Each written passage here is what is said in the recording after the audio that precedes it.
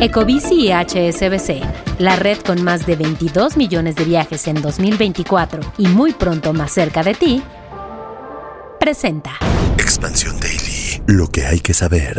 La guerra arancelaria de Trump, acusaciones a bancos por lavado de dinero y los cambios en impuestos para 2026. Es lunes 22 de diciembre y yo soy Alberto Verduzco. Bienvenidos a este episodio especial de Expansión Daily.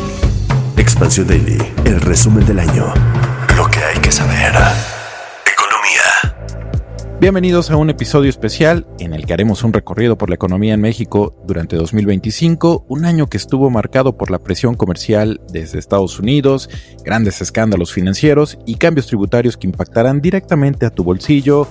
Hoy está conmigo Luz Helena Marcos, reportera de economía aquí en Expansión. Qué año, Luz, qué año 2025 se nos va, pero económicamente tuvimos información para dar y repartir. Desde enero, Alberto Verduzco, tuvimos muchísima información, la mesa de economía estuvo muy activa y bueno, hoy vamos a hacer un recuento de cómo fue este 2025. Totalmente de acuerdo, desde enero de 2025 y justo porque en enero se empezó a mover el mundo, parecía un terremoto financiero. Pues empecemos de lleno con el tema que de verdad dominó gran parte de la agenda económica, de los titulares, todo este tema de la reactivación de la guerra arancelaria. Llegó Donald Trump y cumplió lo que fue una promesa de campaña. Pensábamos que México iba a ser de los que más iba a sufrir, pero al final de cuentas, Luz, prácticamente todo el mundo se puso a temblar porque reactivó y amplió todo este tema de la guerra comercial Donald Trump, imponiendo nuevos aranceles a varios países, no solo los socios comerciales, sino en general, y confirmando pues esta estrategia que no solo fue un discurso, fue un impuesto que ya pagan empresas y consumidores a nivel global. Algo que destacar aquí, Alberto, es también cómo fue este tema de la negociación y de algo que aprendíamos con él era de vamos a posponer estos aranceles. ¿Cuántas veces no escuchamos que ya iban a entrar y se posponían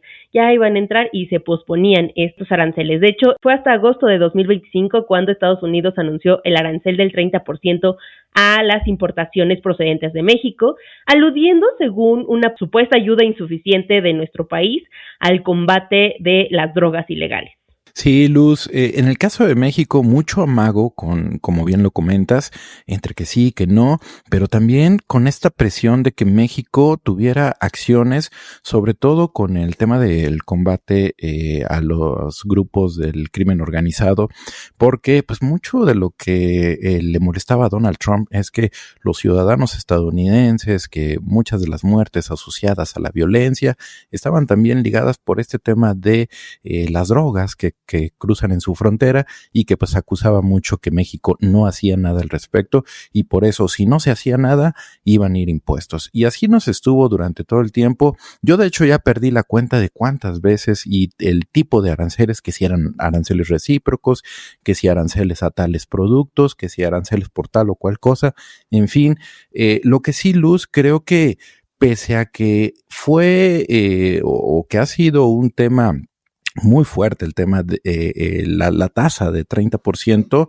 México ha logrado sortear esta afectación, sobre todo si lo comparamos con otros socios comerciales. Y algo que yo creo que sí vale la pena destacar es que desde el gobierno de México, encabezado por la presidenta Claudia Sheinbaum, pues ha mantenido un trato cordial, hasta cierto punto fue muy cautelosa, han sido muy cautelosos desde el gobierno para, pues digamos, no confrontar más esta situación y creo que por eso hemos salido mejor librados. Sí, fue una decisión que fue criticada incluso, ¿no? Por algunos pues economistas, por algunos líderes de opinión que decían que la presidenta debía ser un poquito más agresiva. Parece que la estrategia funcionó.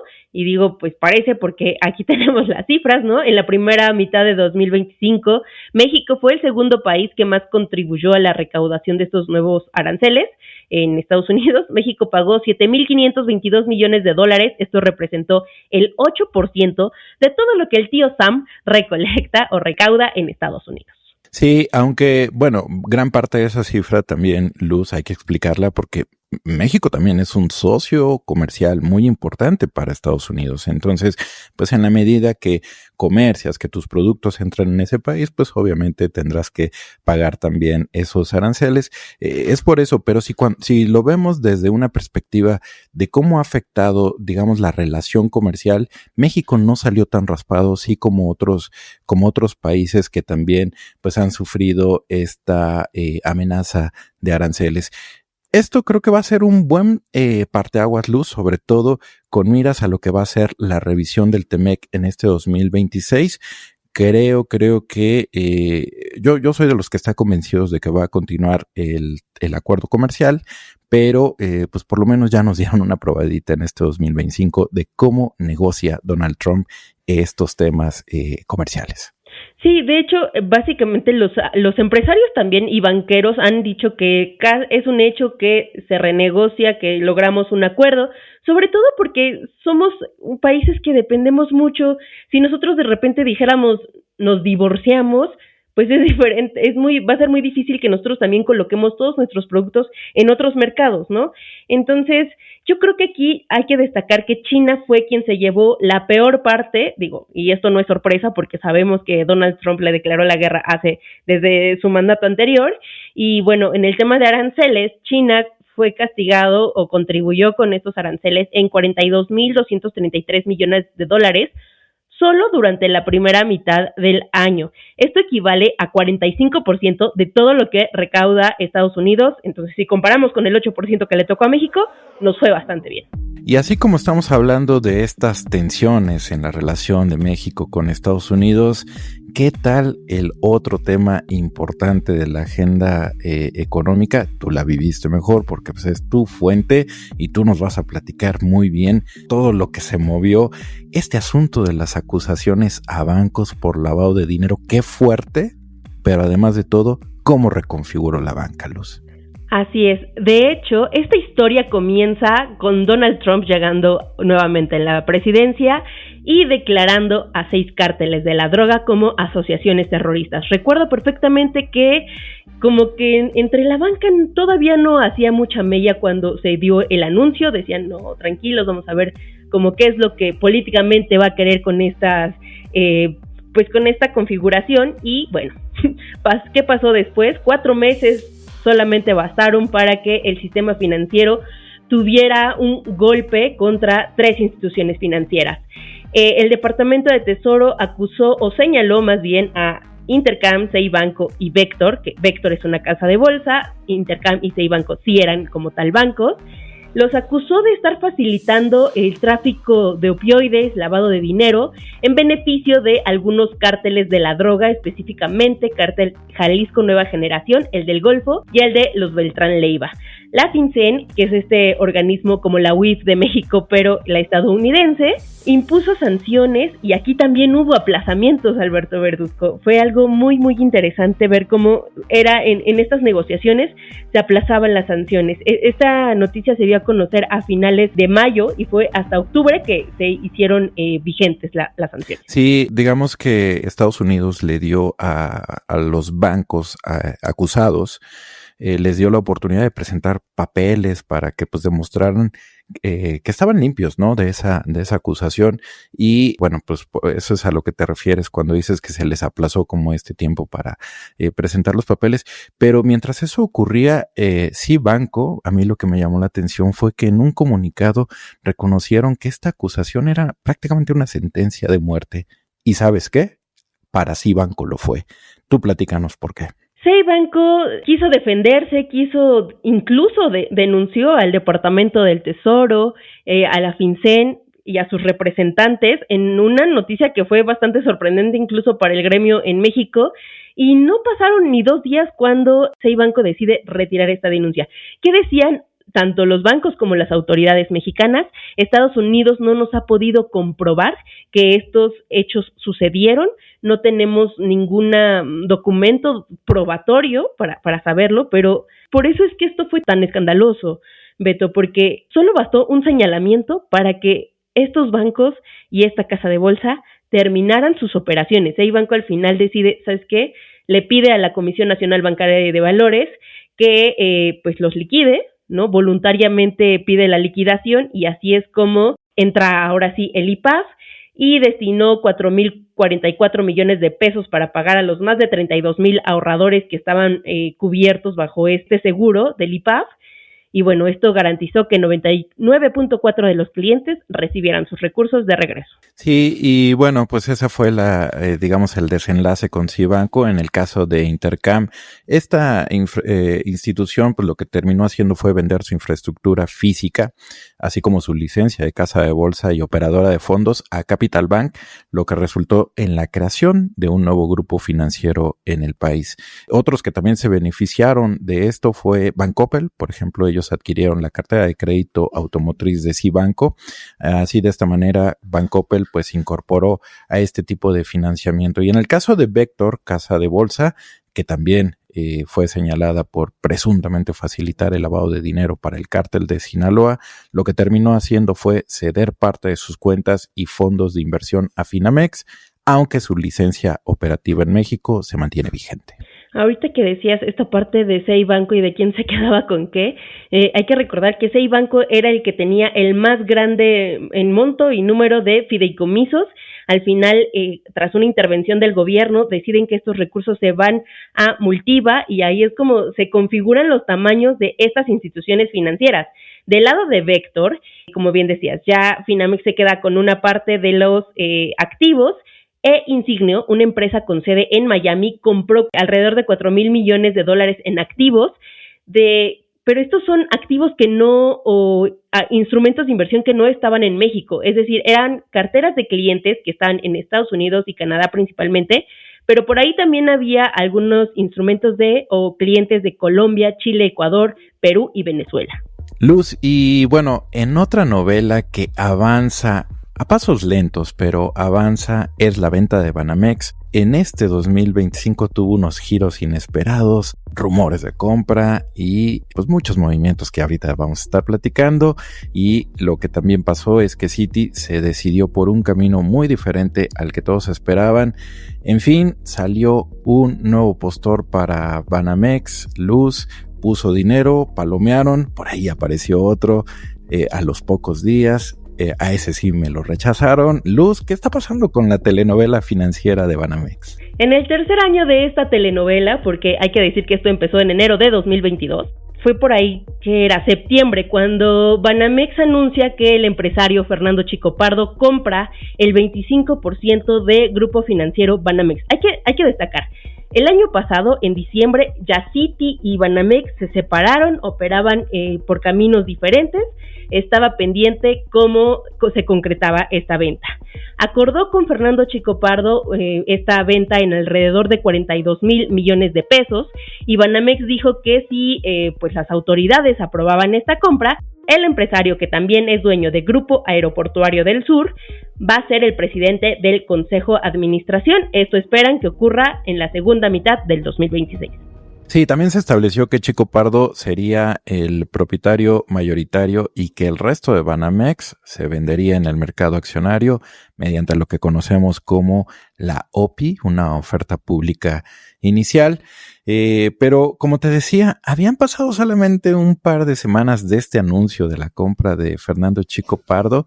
Para sorpresa de todos y de Banamex incluido, pues también salió Germán Larrea, el dueño de Grupo México, y lanzó una propuesta más agresiva. Él planteó de entrada la compra del 100% de Banamex, es decir, incluyendo la compra que ya había hecho Fernando Chico Pardo, e incluso dio dos ofertas también. Dijo, ok, si Chico Pardo no quiere vender lo suyo, que se lo quede, que permanezca, pero nosotros también queremos seguir peleando por Banamex. Hay que recordar, Beto, que en la compra, desde ese lejano 2022 del que les estaba hablando, ya Germán Larrea había mostrado un interés por adquirir el banco. De hecho, era de los finalistas. Fue el último candidato y todavía estaba el presidente López Obrador. Por ahí parece que hay un desacuerdo con el presidente y entonces Citi dice, ¿saben qué? Aquí no va a haber una venta directa, nos vamos al mercado accionario y bueno, vuelve Germán Larrea con esta propuesta bastante agresiva, como dices, porque los comunicados también eran bastante agresivos. Trataban a Fernando Chico Pardo como un accionista minoritario, ellos querían y se lo compraba al precio que ellos habían comprado, es decir, no mejoraba esta oferta o este monto por el que había adquirido el banco. Y bueno, este anuncio se dio, me acuerdo perfecto de esta oferta porque ocurrió un viernes en la noche. Y para el lunes, las acciones de Grupo México se desplomaron, cayeron hasta un 20%, y esto le valió que, pues digamos que en valor de mercado, el grupo de Germán Larrea perdiera incluso más allá de lo que planeaba pagar por Banamex. Así es, y al final de cuentas, pues lo batearon la propuesta. Eso no significa que ya no pueda postularse, que no pueda volver a poner una oferta. Eso, pues lo sabremos en el transcurso de esta telenovela financiera que ya trae 3 años arrastrando, y seguramente va a sumar otro porque en 2026 se va a mover. Oye, Luz, pero no solamente Banamex fue noticia en el sector financiero. Cuéntanos de los cambios, movimientos que hubo en el sector. Pues es que el sistema financiero vivió un año agitado. Tenemos nuevos bancos, licencias aprobadas, bancos que quedaron por ahí en el camino, y bueno, instituciones como Nu, este banco que es muy icónico por el color morado, oficialmente recibió su licencia, convirtiéndose en la primera SOFIPO en lograr esta transformación. Claro, otra SOFIPO que también que apostaba por una licencia bancaria, optó por comprar Bineo, el banco digital que había lanzado Banorte y que decidió cerrar a principios del año porque no lograban la rentabilidad. Clar dijo, bueno, yo levanto la mano, quiero una licencia bancaria, quiero operar como banco, y si tú, Banorte, no lo quieres, pues te la compro. Sí, y también más tarde se formalizó la llegada del banco digital Revolut a México, apostando por un modelo de paquetes de suscripción al estilo de las plataformas de streaming. Es decir, Luz, estamos viviendo también una reconfiguración hasta en la forma de hacer banca, que me parece muy bueno, sobre todo yo creo que le apuestan a los jóvenes que no quieren ya esa banca tradicional, que pues muchos todavía, por ejemplo, van a las sucursales o pues un poco con reglas que ellos quieren cosas como más flexibles, y bueno, pues por eso están llegando estos bancos digitales. En fin, Luz, también hay que preparar el bolsillo para el próximo año, porque no solamente hay cambios en el sistema financiero, también habrá cambios fiscales que nos van a cambiar un poquito la dinámica. ¿Qué te parece lo que ocurrió con el tema del proyecto económico 2026 que se presentó por ahí de septiembre, y el planteamiento de nuevos impuestos a bebidas, a cigarros, a videojuegos, a sorteos, juegos y sorteos, en fin, un 2026 en el que hay que cuidar el bolsillo? Así es, el Senado aprobó el paquete económico asegurando que los ingresos tributarios se van a consolidar como el pilar central del financiamiento, es decir, para el gobierno según no hay nuevos impuestos, pero yo sí veo que están cobrando y aumentando algunos de estos. Y bueno, el gobierno se planteó una meta de 5.8 billones de pesos en recaudación. Esto es un máximo histórico. Representa el 15% del Producto Interno Bruto. Y bueno, como bien dices, creo que el que más sonó o el que fue más controvertido fue el incremento en el impuesto especial sobre producción y servicios, el también conocido como IEPS, a los impuestos saludables. Es decir, aumentaron la cuota que pagan bebidas saborizadas de 1.64 pesos por litro a 3.08 pesos por litro, es decir, casi el doble. Así es que no se sorprendan si a partir del 1 de enero van a su tienda favorita, compran un refresco y les resulta unos centavos o unos pesos más caro.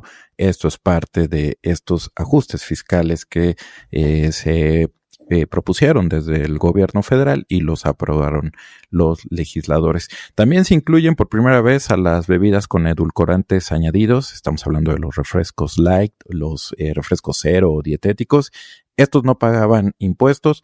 Bueno, pues a partir de 2026 también se les aplica una cuota que va de 1.50 pesos por litro. Ojo, corredores, si les gustan tomar sueros para echar sus carreras, bueno, pues sepan que también forman parte de esta nueva familia de productos que también grabarán IEPS a partir de 2026. En el caso de los cigarros se elevó de manera significativa, pasando la tasa ad valorem de 160 a 200%, un cambio que también busca generar más ingresos, pero sobre todo desincentivar el consumo de estos productos nocivos.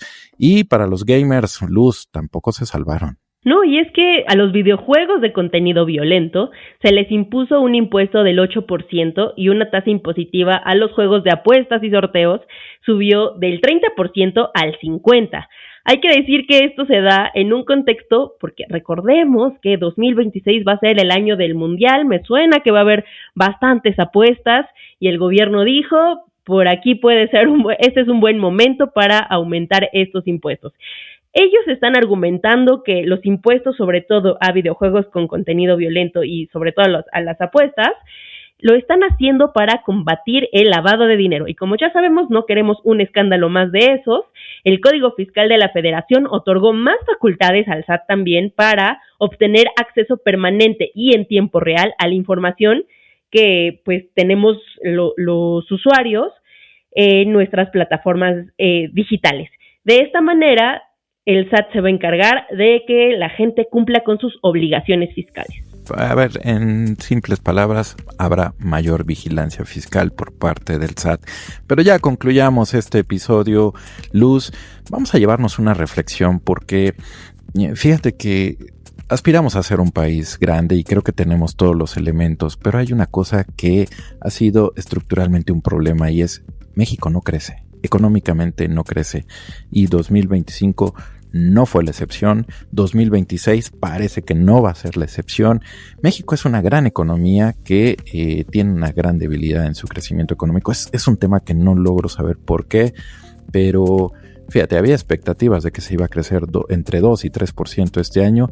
Al final vamos a crecer 0.4%, con todo y que hubo una inversión extranjera directa récord, con todo y que se recauda más de lo que se programa. En fin, vamos a crecer poco otra vez. Así es, y es que, a ver, como bien decía, si bien libramos el panorama ultra negativo que traíamos al inicio de año, donde nos decían que la economía incluso se iba a contraer, o que íbamos a tener un crecimiento negativo, la realidad es que pudimos medio sortear el tema de crecimiento. Tercer trimestre de este año no fue para nada positivo, pero a partir de ahí se espera que haya un mejor dinamismo, aunque todavía estamos lejos de ese 2% que yo recuerdo, Alberto, que decían que era poquito, o sea que si México crecía 2% era muy poquito, que ese no era el potencial que tenía México como país, pero ni a esa cifra estamos llegando. No, México, a ver, si queremos mayor prosperidad para nuestros ciudadanos, pues queremos generar empleos formales, México necesita ir hacia esas tasas de crecimiento de 4 o 5%, pero sí estamos muy, muy lejos. Hay una clave para crecer y es la inversión. Tiene que México ser atractivo a la inversión. Si bien en 2025 y con datos hasta el tercer trimestre, México captó más de 40,000 millones de dólares en inversión extranjera directa, México tiene potencial para captar más. Yo sí pensaría que algo así como lo que logra generar de pronto Brasil, que son los 60,000, 70,000 millones de dólares, México podría estar aspirando a esas cantidades y también se necesita inversión pública, que ahí es donde también creo que está una de las anclas que no nos dejan correr mucho. Por eso tenemos una generación de empleos de alrededor de 600,000, son datos hasta noviembre, cuando pues a lo mejor a estas alturas ya deberíamos de llevar más de 1 millón de empleos. El consumo también es otro tema que pues es una palanca para el crecimiento económico.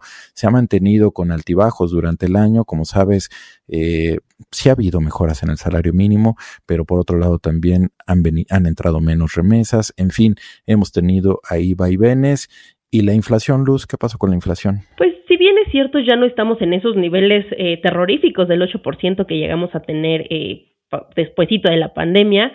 Tenemos una inflación de 3.8 en noviembre. Es un respiro para los bolsillos, sí, pero no está en la meta puntual del 3% que tiene Banco de México como objetivo. Y bueno, si ya les dijimos que va a haber más incrementos, sobre todo a bebidas azucaradas, a los cigarros y con todo este tema, pues todo pinta que va a ser una cuesta de enero complicada. Como bien decías, el tema del empleo me parece relevante porque aparte esa cifra de casi 600,000 está contemplando los repartidores y trabajadores de plataformas. Es decir, no son empleos que crearon solamente la iniciativa privada, o sea, viene por ahí un asunto. Solo se formalizaron. Exacto. Y bueno, también sabemos que los repartidores entran, salen. Me parece que la cifra puede ser un poco, pues, truqueada, porque sí, es engañosa. Y bueno, pues, obviamente el potencial que debería tener México es mayor. Todo el mundo espera que 2026 sea un mejor año, porque pues no vamos a tener temas de contracción, pero como bien dices, el tema del gasto que hace el gobierno para infraestructura parece que está siendo uno de los lastres para que México siga creciendo. Sí, Luz, mira, pues ojalá encontremos esa fórmula para ir hacia un crecimiento económico más elevado, sostenible y saludable, pero como lo decía, sobre todo que genere prosperidad para sus habitantes. Sin duda, Luz, 2025 fue un año de contrastes, reconfiguraciones económicas profundas. En fin, 2026 no va a ser la excepción. Nos va a tener muy, pero muy ocupados con el tema de la revisión del TEMEC.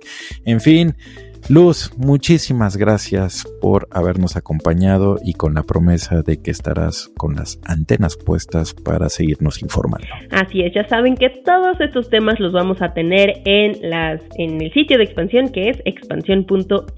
Gracias por habernos acompañado en este resumen especial de Expansión Daily y leemos sus comentarios en las redes sociales de Expansión, @expansiónmx.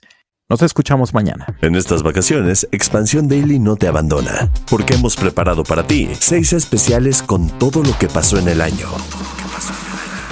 Política nacional, deportes, información internacional, economía, tecnología y empresas. Y nuestra esperanzadora, no todo está perdido. Para que este año lo cierres con lo que hay que saber. Expansión Daily, nuestro resumen del año. Escúchalos en tu plataforma de podcast favorita a partir de las 6 de la mañana.